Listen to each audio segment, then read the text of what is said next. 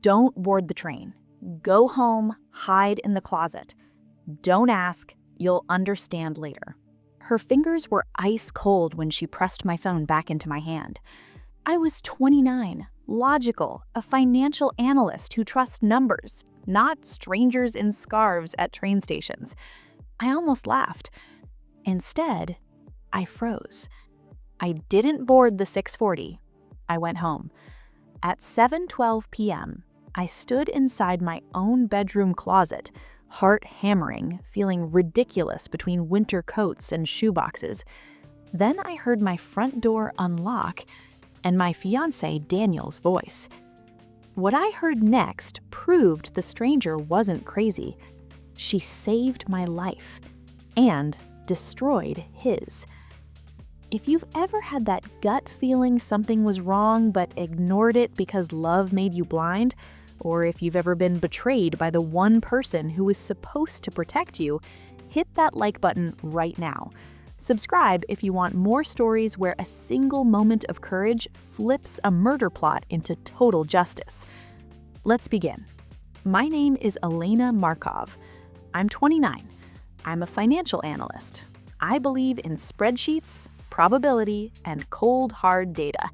Not omens, not fortune tellers, not cryptic warnings from strangers wrapped in layered scarves at a busy train station. Yet, on that ordinary Thursday evening, that stranger changed everything. I was rushing to catch the 6:40 to see my fiancé, Daniel. We were finalizing wedding details that night, seating charts, vendor confirmations, final payment schedules. Predictable, structured, safe. That was my life. Daniel and I had been together 4 years, engaged for 1. He had a key to my apartment for emergencies. He used to kiss my forehead and call me his future wife, back when love still felt like a promise, not a strategy. The woman appeared out of nowhere on the platform. Old, layered scarves, eyes sharp despite the wrinkles. She grabbed my wrist with surprising strength and pressed my phone back into my hand. Don't board the train. Go home, hide in the closet. Don't ask, you'll understand later. Her voice wasn't theatrical. It was urgent, desperate. I almost laughed, almost told her she was crazy, but something in her eyes stopped me, a warning that felt too real. So instead of boarding the 6:40, I went home.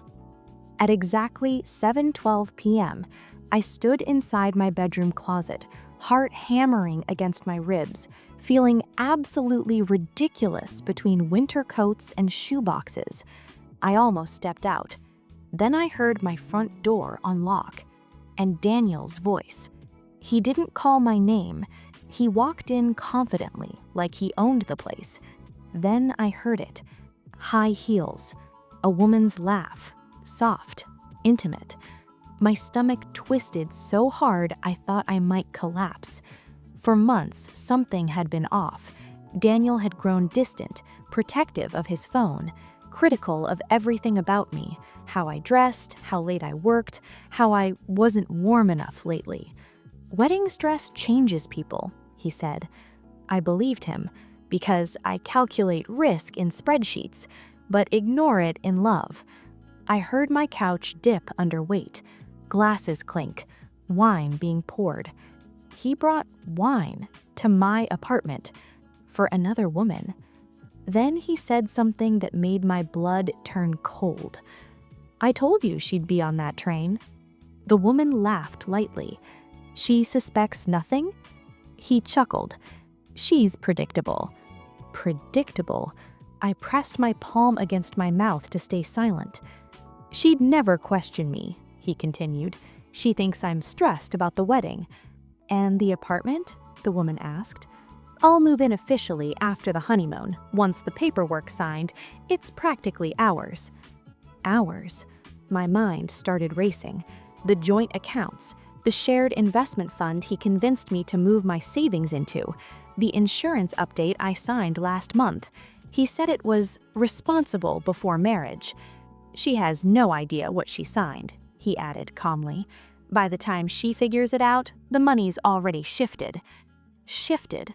My entire life savings. The woman laughed. You're ruthless. No, I'm efficient. Efficient? Like I was a transaction. Then he said it, the sentence that changed everything. After tomorrow, she won't be a problem anymore. The words weren't dramatic. They were logistical, like rescheduling a meeting. She'll be on the 6:40. Traffic's unpredictable tonight. There's construction near the bridge. That train line had been in the news for weeks. Signal malfunctions, maintenance delays. Accidents happen, he added lightly. In that dark closet, surrounded by coats and dust and the smell of my own perfume, something inside me didn't shatter. It crystallized. They thought I was gone. They thought tomorrow would erase me. They had no idea I was 10 feet away, alive, listening. I didn't burst out screaming. I didn't confront them. I unlocked my phone, started recording. Audio first, then video through a crack in the closet door. Faces, wine glasses, intimacy in my space. Evidence. I uploaded everything to a private encrypted cloud Daniel didn't know existed. The same backup folder he once mocked. You and your paranoia, he'd said. Yes, me and my paranoia.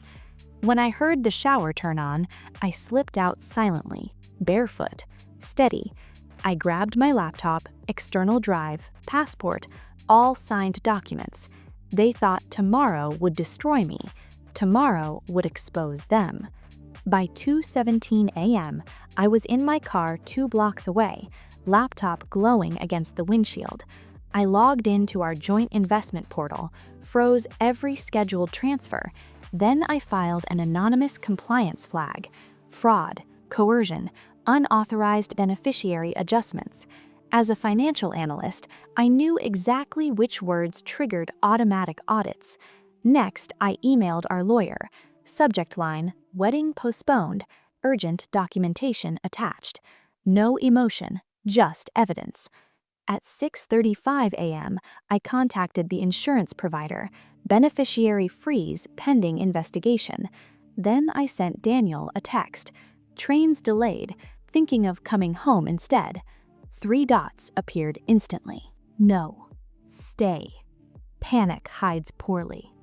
At 9:12 a.m., there were 37 missed calls. Daniel's voice in a voicemail, no longer calm. Why is my mother crying? Why are the accounts frozen? What did you do? I didn't respond. By noon, compliance suspended all transfers. Daniel's access was restricted. He tried logging in 7 times. Desperation leaves fingerprints. At 1:03 p.m., he showed up at my apartment, pounding. Elena, open the door. We need to talk. I opened it slowly. He looked pale, disheveled, no smug tilt. You misunderstood, he rushed. It was a joke. About accidents? I asked quietly. Silence. I didn't board the train, I said. For the first time since I'd known him, Daniel looked afraid. You're ruining everything, he snapped. The wedding, the accounts, my reputation. Your reputation. Not love, not us.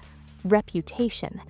If I had boarded that train, I asked calmly, would you have cried at my funeral? He didn't answer. That silence was my closure. His phone buzzed again. Compliance had escalated the review. The insurance provider flagged coercion. Our lawyer withdrew representation. He looked at me differently now, not superior, cornered. You sent it to my mother, he whispered. Yes. She thinks I tried to. You did. The truth sat between us, heavy, irreversible. He left quietly. No slammed door, no dignity. 2 days later, the police came for him. The video, the frozen accounts, the insurance flag, the recordings, everything aligned. Daniel was arrested for conspiracy to commit murder and fraud. The woman with him was charged as accessory. The 6:40 train never crashed that night. but it was delayed for hours due to a signaling malfunction near the bridge, an accident waiting to happen. I never saw the old woman again. Sometimes I wonder, was she warning me about the train or about the man I almost married? I'm still here, alive, unmarried, unbroken, and no longer predictable. Sometimes the most powerful thing you can do is listen to a stranger's warning and trust the voice inside you that says, you deserve better than being someone's exit strategy. If this story gave you chills or made you hug your loved ones a little tighter, smash that like button and tell me in the comments. Have you ever had a gut feeling something was wrong but ignored it? What happened? We read every single comment. And subscribe for more Reddit revenge stories where listening to your instincts saves your life and destroys theirs. Thanks for watching. I'll see you in the next one.